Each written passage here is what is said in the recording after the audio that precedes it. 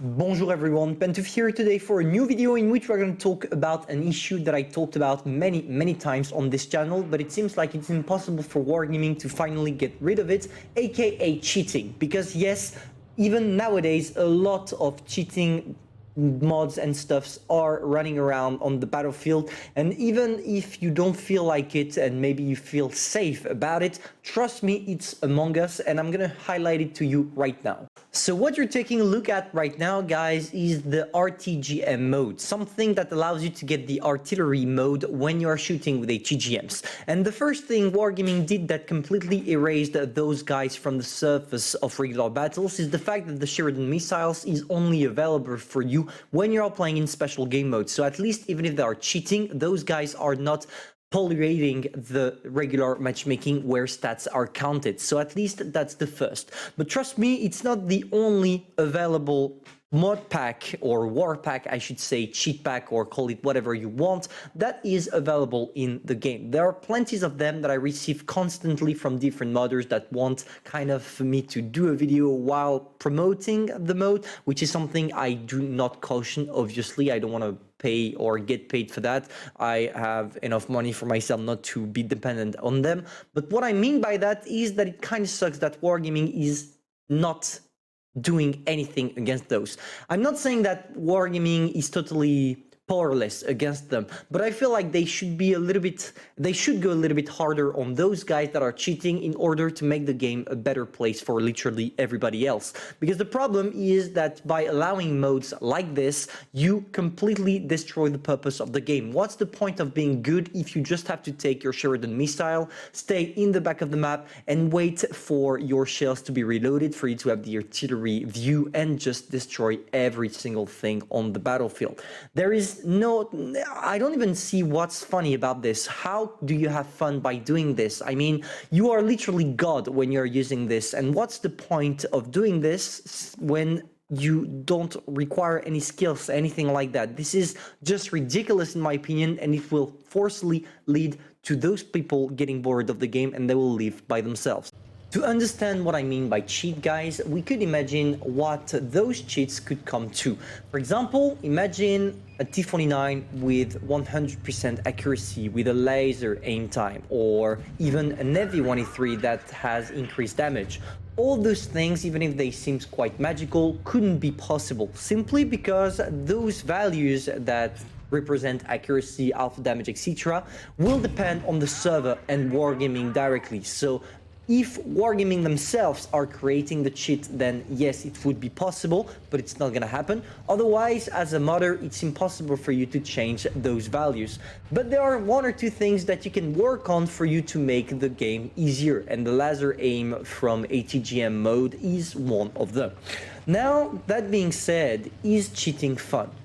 To be fair, as I never tried them, but I watched some replays of people playing with those, I don't feel like it's something you would be proud to play with and something that will allow you to have fun.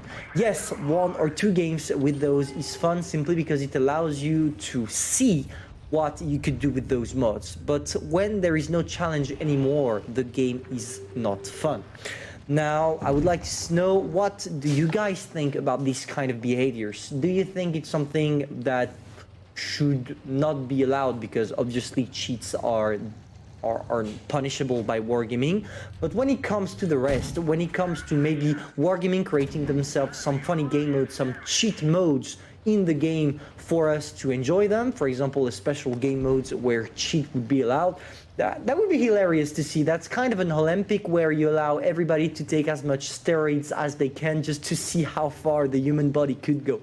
I feel like it would be something interesting, but it will require from Wargaming to drop the source code of the game, which is probably the most valuable item when it comes to World of Tanks Blitz, and obviously it will never see the light of the day. Now, let's focus a little bit on that replay right there, because that's a replay I received from new players, I should say reworld, because the guy already knows what he's doing, but this is something really interesting you're about to see. What I mean by that is that you are taking a look at probably one of the best games you will see with an M6Yo.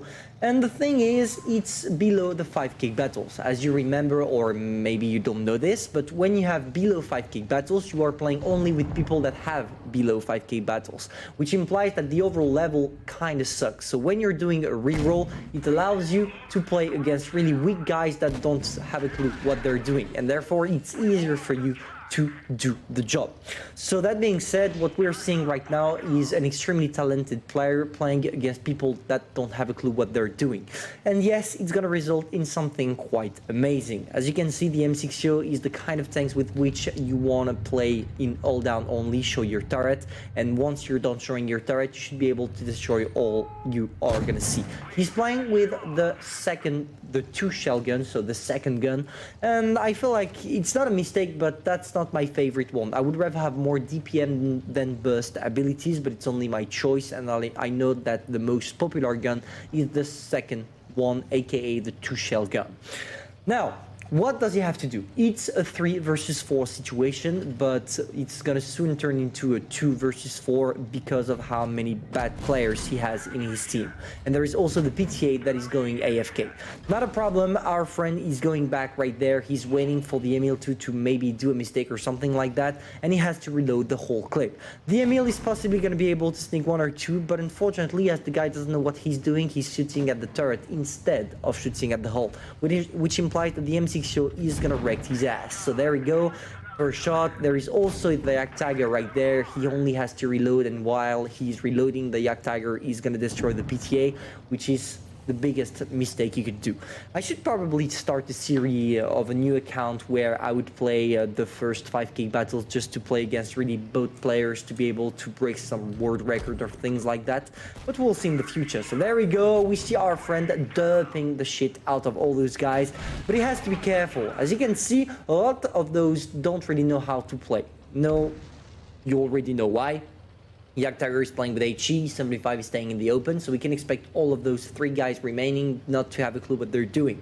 And therefore, it obviously makes it easier, which also tells us something about rerolling. Rerolling is bad for new players, because the problem is, as Wargaming allowed it, and obviously they will allow it, it just destroys the purpose of real new players. Because when you're doing that, you are literally destroying the fun for new players that are just trying to understand the mechanisms of the game, whereas you, a really good player, is completely destroying them in matchmaking. For example, here, the only thing that makes the M6O winning the game is that the enemies don't have a clue what they're doing. If the Yak Tiger was not shooting with HE, the Yo would already be down by maybe 700 or 800 hit points, but here it's not the case, and it will prevent him from dying, because now he only has to deal with an E75. He has to load gold shell, and that's it. There is no more E75, and we don't have a clue where the E100 is, so I'm expecting him to be AFK, and it seems like I was wrong, because the E100 decided to turn all of a sudden,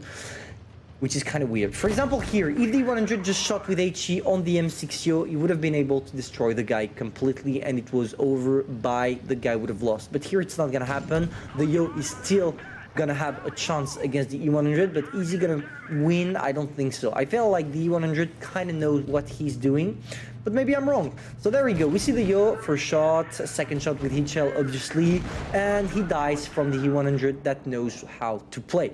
It was not a win, but it would have been one if the E100 was not rushing like that. But hey, he did the right thing.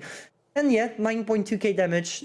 Deserved or not, I don't feel like it's deserved. It's deserved because the guy knew what he was doing. He played really well, playing all down all the time. But against bots, when we clearly see that the guy here is a reroll, just no. You shouldn't do that, guys. I know a lot of people want to reroll just for the stats, but I feel like it's bad for new players. And the 100 was a reroll as well. So yeah, reroll against reroll. You shouldn't do that, and please don't do it. And concerning the cheats, don't cheat.